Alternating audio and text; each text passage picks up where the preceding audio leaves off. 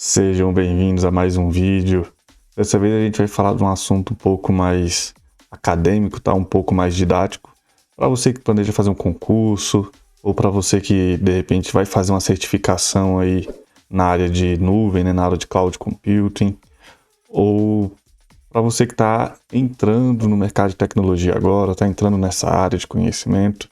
Esse é um conteúdo que vai ser bem interessante para você aqui. O que é nuvem? Para que serve? Qual é o significado, qual é o motivo da existência dela, tá legal? Preparei uma apresentação aqui para vocês e vamos para minha tela. Então, primeiro a gente tem que entender o que é nuvem, né?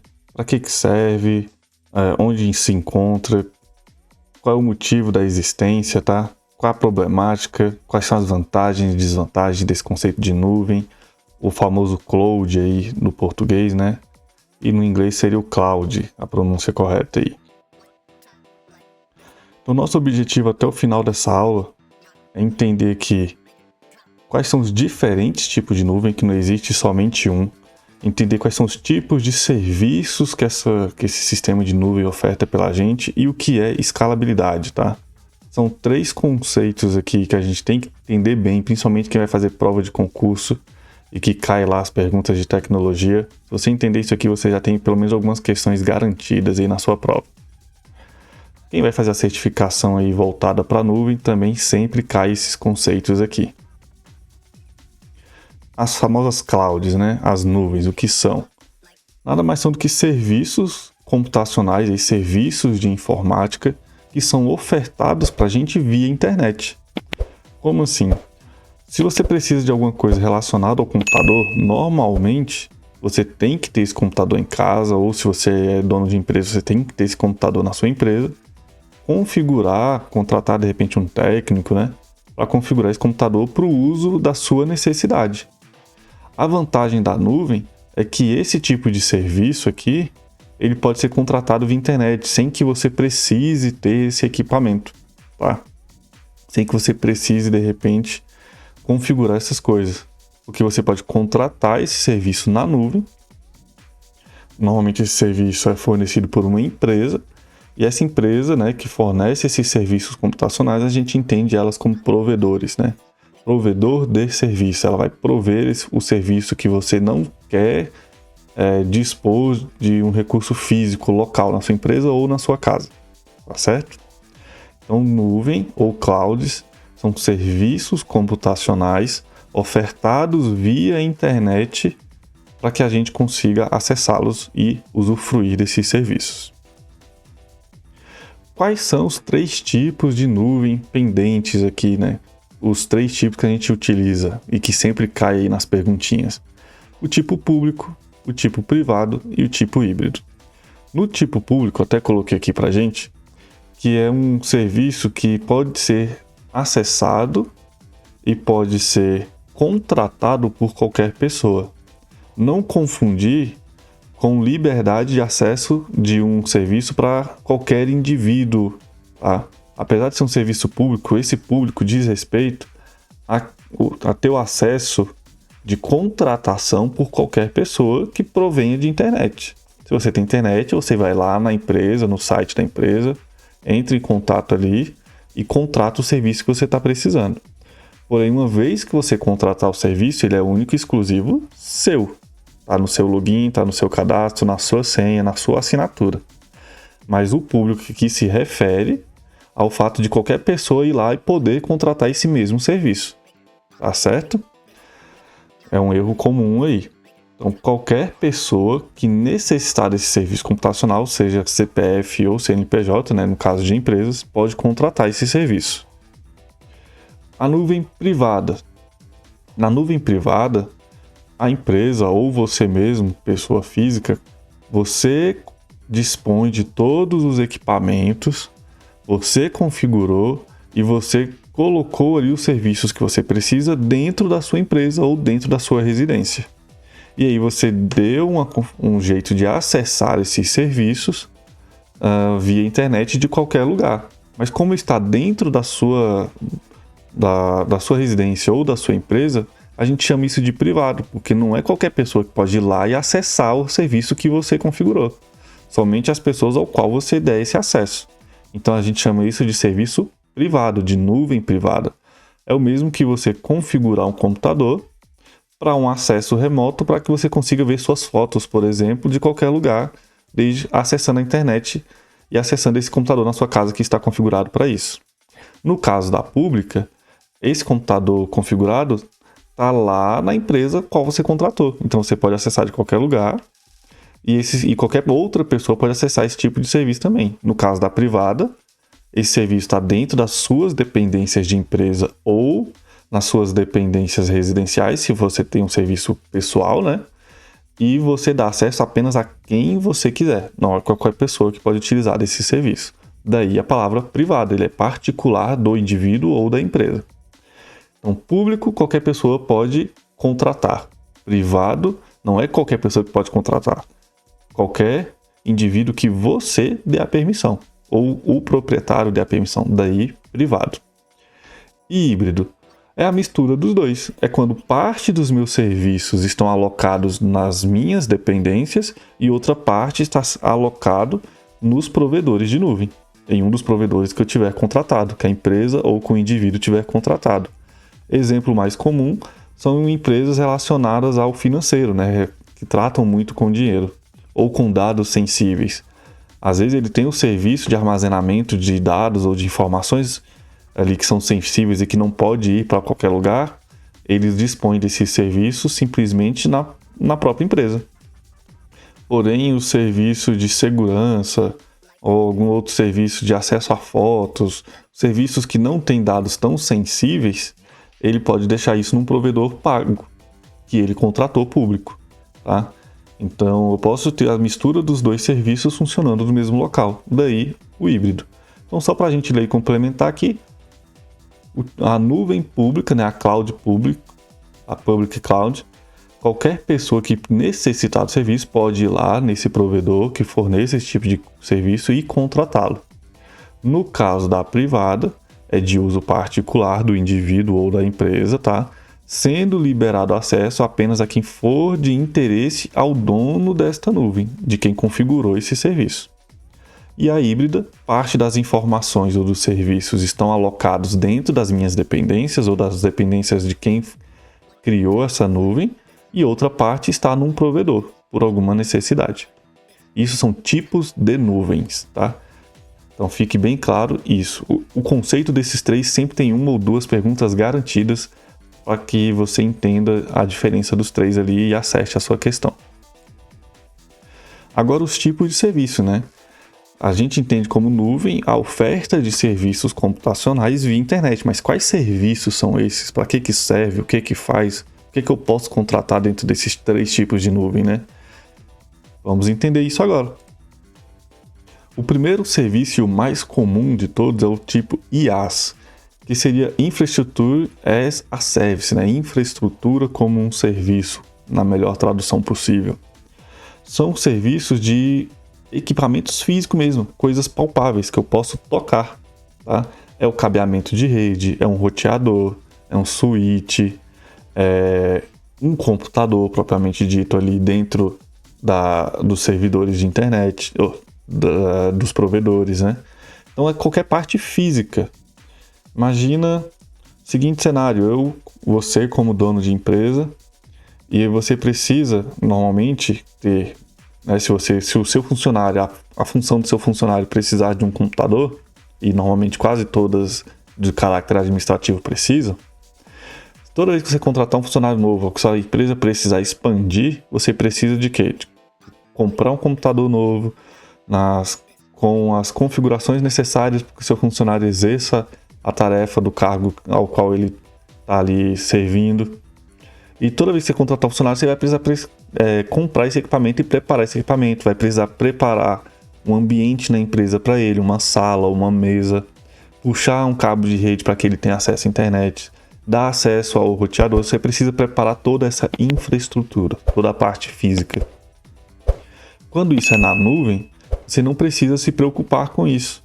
Você vai lá no seu provedor escolhido, que existem vários provedores, né, que são as empresas que fornecem esse tipo de coisas, as empresas de nuvem, e você contratar, eu quero o computador assim, assim, assado, com essas configurações. Você simplesmente escolhe as configurações que você quer e contrata. Seu funcionário não vai precisar de uma mesa, não vai precisar você não vai precisar passar cabeamentos na sua empresa. Muitas das vezes você pode até deixar ele trabalhando remoto da casa dele com o próprio computador dele. Só vai dar acesso, né, com uma senha ali e um login para que ele acesse o computador que você configurou dentro da internet. Tá?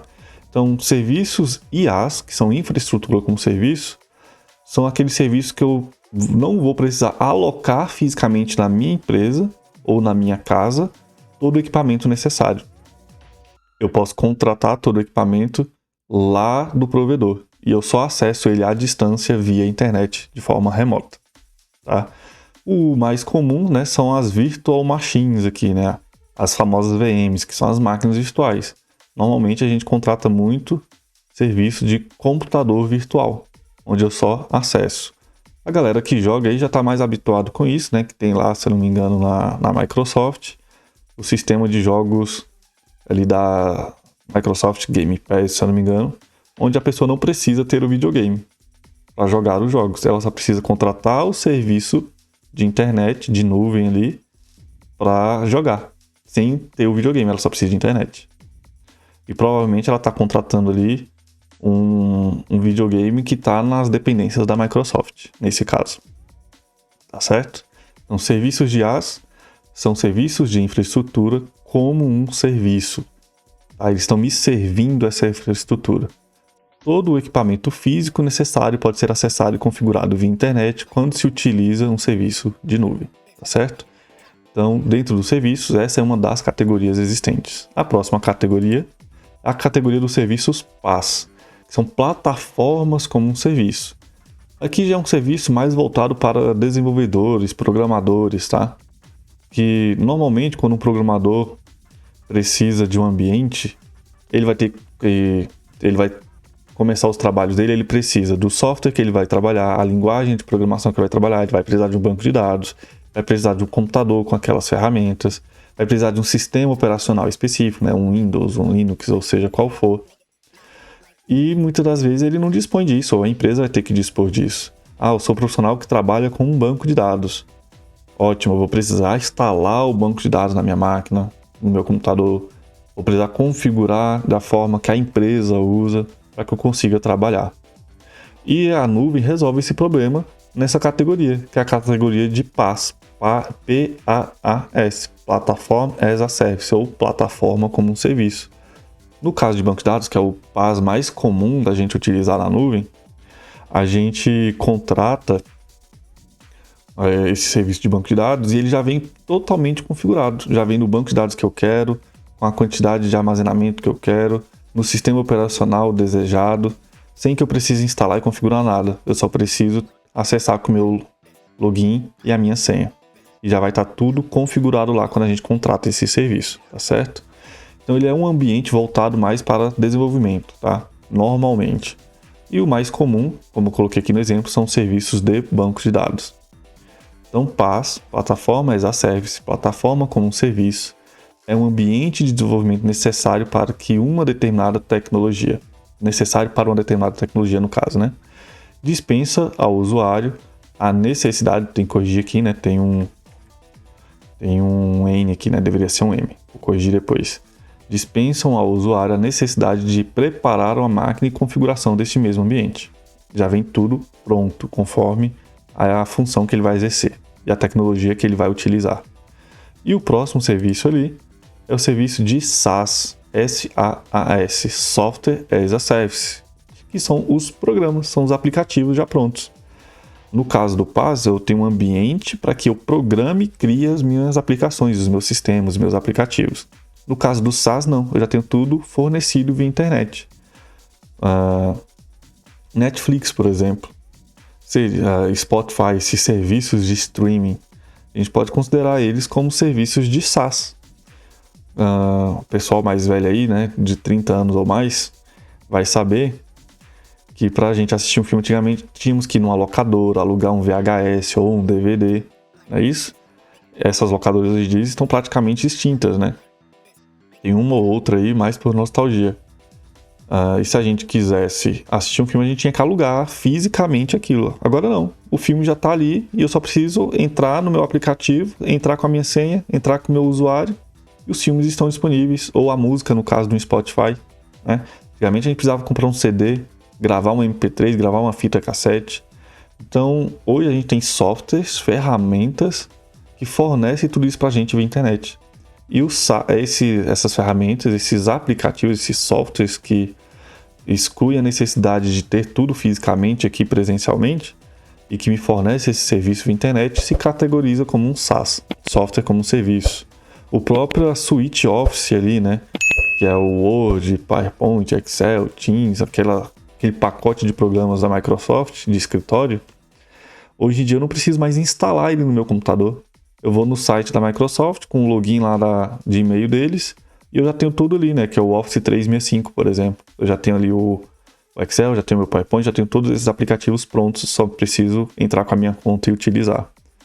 A mesma coisa serve ali para o Google, né? O Google Ferramentas, o Google Documentos, o Google Planilhas, o Google Apresentação. São ferramentas de escritório que eu não preciso instalar, só preciso entrar no meu navegador de internet com a minha conta e esses serviços já vão estar prontos ali para que eu utilize. Então o SaaS é um dos mais fáceis de identificar, que são aplicativos prontos, sem a necessidade de instalação. Só preciso entrar via internet com a minha conta para que eu acesse, tá certo? Então, só recapitulando, nuvem é o fornecimento de serviços computacionais via internet. Existem 3 tipos de nuvem: nuvem pública, híbrida e privada, sendo a pública de acesso a esse serviço para qualquer pessoa que precise dele ir lá e contratar. A privada é aquela que eu separo todo o equipamento físico, configuro por minha conta e eu tenho acesso somente a mim e a quem eu desejar o acesso. E a híbrida é quando parte das informações do serviço são ofertados por mim, nos meus próprios equipamentos, e outra parte eu contrato, tá certo? E dentre os 3 tipos de nuvem, eu posso ter os 3 tipos de serviços ofertados. Serviços do tipo de infraestrutura, que são serviços IaaS, serviços IaaS. Os serviços de plataforma, né, de tecnologias ali de desenvolvimento, por exemplo, como banco de dados, que são serviços PaaS, os serviços PaaS. E os serviços SaaS, que são aplicativos já prontos para que eu utilize a aplicação ali de forma completa e íntegra e apenas possa usufruir dela já pronta, que são os SaaS, Software as a Service, né? Dito isso, o último conceito da nossa aula aqui, da nossa apresentação, é a escalabilidade. É o poder que a nuvem me dá como vantagem de poder aumentar a capacidade dos meus serviços. Se eu sou o dono de uma lan house, por exemplo, né? Como que eu vou ampliar as minhas lan houses? Eu tenho que comprar mais computadores, ter um espaço maior, preparar, configurar todo o meu cabeamento de rede, meu switch, contratar mais internet para que atenda as novas máquinas. Preciso preparar todo o ambiente físico para isso, para que eu amplie essas máquinas. Isso entra no conceito de escalabilidade. Isso é o que a gente chama de escalabilidade horizontal. Eu estou crescendo horizontalmente. Eu estou aumentando a quantidade de equipamentos ou de serviços que eu tenho. No caso da nuvem, a gente chama isso de escalabilidade horizontal. Eu posso ir lá, se eu tenho uma máquina virtual para um funcionário, quando eu contratar um segundo funcionário, eu vou lá e contrato uma nova máquina para esse funcionário. Eu aumentei a minha escala. Tá? Eu dobrei a minha escala. Contratei um terceiro funcionário, contrato outra máquina virtual. E isso poupa muito da minha infraestrutura local. Eu não preciso dispor de mais ambiente, não preciso dispor de mais cabeamento, não preciso dispor de mais internet. Basta eu contratar uma nova máquina lá no meu serviço de IaaS. Ou um banco de dados também. Eu posso ter um banco de dados para o programa A, para o programa B, para o programa C. E o que é então a escalabilidade vertical? É quando eu cresço para cima. É quando eu pego o equipamento que eu já tenho e eu faço um upgrade, por exemplo. Lá no caso da Lan House, preciso atualizar meus computadores. Meus computadores são de 5 anos atrás. A tecnologia evoluiu, os jogos que meus clientes gostam de jogar ficaram mais pesados, evoluíram também, e meus computadores ficaram passados. Então, eu não quero comprar mais computadores agora. Eu quero melhorar a capacidade dos computadores que eu já tenho, colocar mais HD, colocar mais memória RAM, melhorar o processador, colocar uma placa de vídeo melhor. Então, isso na nuvem seria a escalabilidade vertical. É quando eu pego os equipamentos que eu já tenho, os serviços que eu já tenho lá pagos e contratados, e eu melhoro esses serviços, aumento a capacidade deles. Então, escalabilidade horizontal, eu contrato mais do que eu já tenho. Escalabilidade vertical, eu melhoro o que eu já tenho, tá certo? Então, esse é um conceito muito interessante da gente aprender aqui nessa aula, porque ela sempre cai ali num concurso, numa certificação também. E é isso, pessoal. O que eu tinha para falar era esses conceitos, são conceitos um pouco mais básicos para quem já é da área, mas para quem é novo, não é do mercado de tecnologia, faz muita diferença numa prova de concurso ali, cai bastante sobre isso, tá? Na certificação, quem vai fazer aí, por exemplo, certificações AZ900, AI900, cai bastante esse tipo de pergunta. Se você gostou do conteúdo, deixa um like, compartilha aí com seus amigos e se inscreve no canal. Até mais. Obrigado.